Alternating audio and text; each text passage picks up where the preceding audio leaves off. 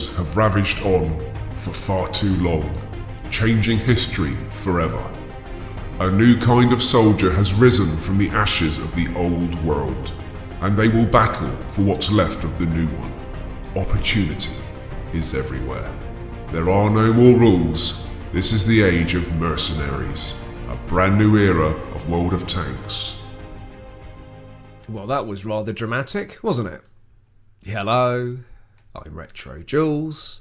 This is Update 4.5, Mercenaries, due for release on June the 26th. Let's watch this first.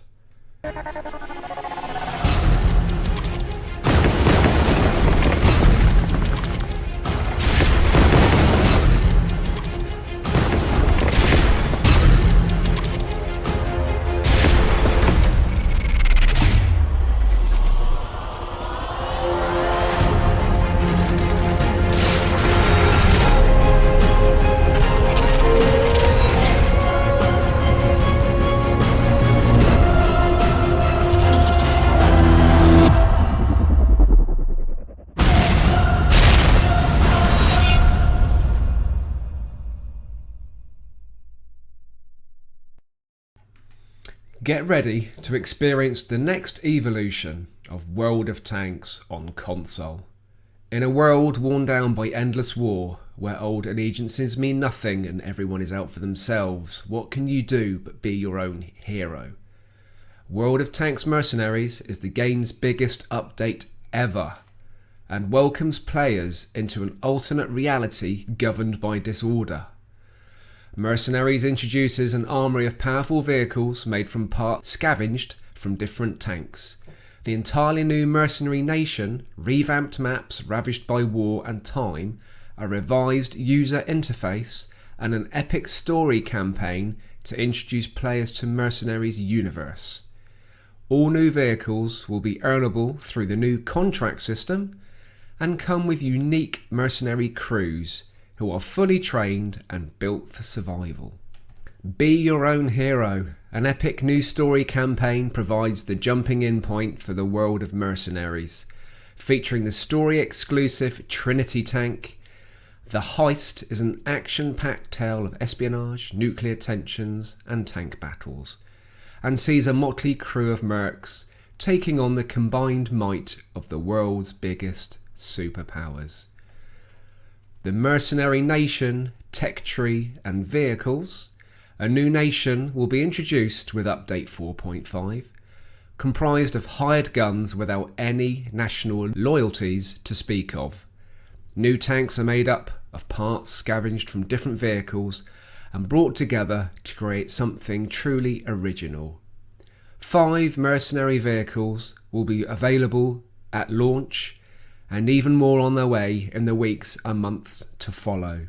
You will get Stubbs, Needle, Big Top, Plaguebringer and Slapjack. A new world to discover, explore and fight through a collection of fan favourite maps ravaged by war and time, with more on their way after the initial roster. As the world changes in Mercenaries, so does the rest of World of Tanks. Take on contracts to earn vehicles.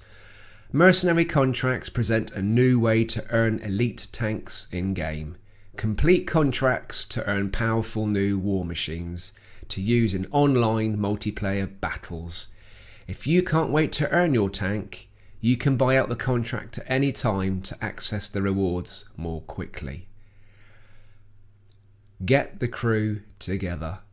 New crews and refined battle roles are available, giving you the opportunity to feel closer to the action than ever before. Each tank is complemented by a special trained crew that matches its playstyle, and you will have the opportunity to continue to earn new skills as you fight and progress.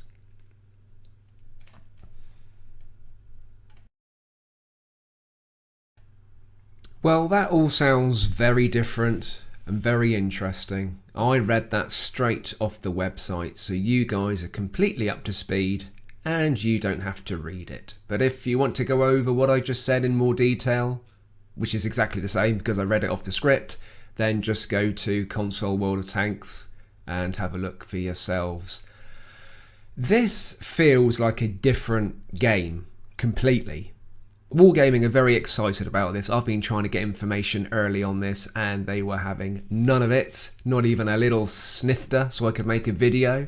But I will say, well done Wargaming, because normally this is the sort of stuff you just release and you don't give any warning, and it's like, oh, well, we've got that tech tree now, have we? And oh, that nation have just come out. This is building up and giving us pretty much a month or so, 3 weeks, to get excited and talk about it. This is how updates used to be done by Wargaming. Create a feeling of excitement, let us know something big is coming, and then release it. Back to the good old days of exciting updates. It's a little bit difficult to tell exactly what this is going to be about. It would seem that we're going to have a tech tree of specific tanks, each tank with their own specific crew. So it would seem that the crews aren't transferable, and it would seem that we can't transfer perhaps our crews into those. And again, it feels like a different game. I'm hoping this is kind of a separate part of the game to play. A little bit how you play war stories. I just can't imagine how these tanks are going to mix with the World War II tanks. This is exciting news because this is a big change, and I think this is going to be bigger than perhaps what the website makes out. Absolutely fantastic that we're going to get some new tanks. You know, this whole mercenary thing is quite exciting. There's sort of a post-war 1950s people fighting their own private wars is exciting. I love the idea that the maps are going to change. By the look of Himmelsdorf, it's going to be a rebuilt Himmelsdorf. So we're going to get to see Himmelsdorf as a complete town, which is quite exciting. I never thought I'd say I'd get excited about another version of Himmelsdorf, but that sounds great. And I like the idea that you don't earn these vehicles by XP. You're going to have to earn them via contracts, and I would read into that it's going to be sort of mission-based contracts. You're going to have to achieve certain things to unlock the tank. Now, whether you have to do that with your own current tanks to get these, or you start with the tier 1 mercenary tank and then you have to do certain things, I don't know. But it sounds really good. It almost sounds a little bit sort of Mad Max-ish. It's a little bit sort of Crossout meets World of Tanks, and to get new tanks and to get new maps gets a big tick from me. But I have one concern, and that is whether this is a separate part of the game that we play. Are these separate maps at separate times? I just feel perhaps a little bit uncomfortable that these tanks are going to be mixing in with the classic Tigers, the Churchills, the Panthers, the T-54s, and for some reason that just doesn't feel quite right. Also, with these tanks, if you don't want to grind the contracts, you will be allowed to buy these tanks outright for gold. So this will be Wargaming's way of making money out of the game for those who aren't patient, who don't have time, with those that have got money burning holes in their wallet. I like this idea. I prefer this idea to premium tanks. I don't really talk about premium tanks much, but just so you know, I do not like this monthly, weekly, new, shiny, painted tank business going on. For me, premium tanks should have always been sort of really sort of either iconic tanks. I liked the hero tanks. You know, it's quite good fun to roll out a tank painted in your nation's flag. I also liked the TOG 2s, the Super Pershings, the sort of the rarer tanks, the ones that were done off blueprints, ones that perhaps weren't used in the war or weren't that successful, but are very unique and unusual. I loved that. But taking tanks and painting them different colours and sticking dragons and lions and God knows what all over them is absolutely not for me. But we've always got to remember Wargaming need to make money out of this game, and that is the way that they do it.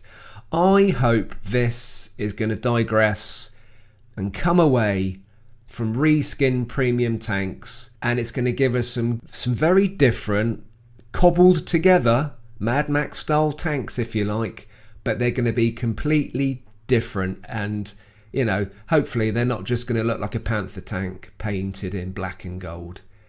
I'm looking forward to this, and I've got my fingers crossed that Wargaming handle this in a very, very sensible situation, because when I was on a World War II map, something like Overlord, which is obviously a very iconic location where a very bloody war in history was actually fought, and you're there with your Churchill or your Tiger or your Cromwell, something of the era.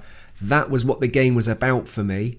And then these stupid manga tanks would roll out in the middle of the battlefield, which absolutely had no place. And from that point on, I was very much against the new type of premium tank. But these tanks on their own maps could potentially be really, really exciting. That's my thoughts on the whole thing.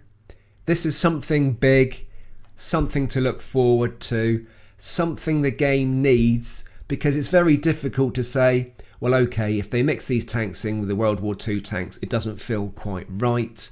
But the game has got to move on, and this is obviously the way that Wargaming are moving the game on. I'm excited, I'm concerned, I've got all sorts of emotions going on, there is loads to talk about, and this is just the start of it. Really hope you enjoyed the video. I'm really looking forward to your thoughts, your concerns, and how excited you may or may not be.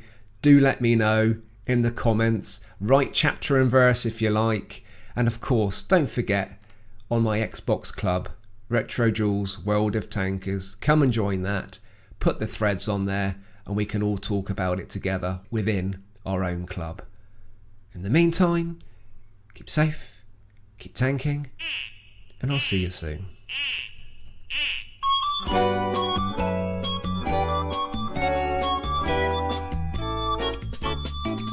There once was an ugly duckling with feathers all stubby and brown, and the other birds in so many words said, "Get out of town. Get out, get out, get out of town." And he went with a quack and a waddle and a quack in the flurry of eider-down.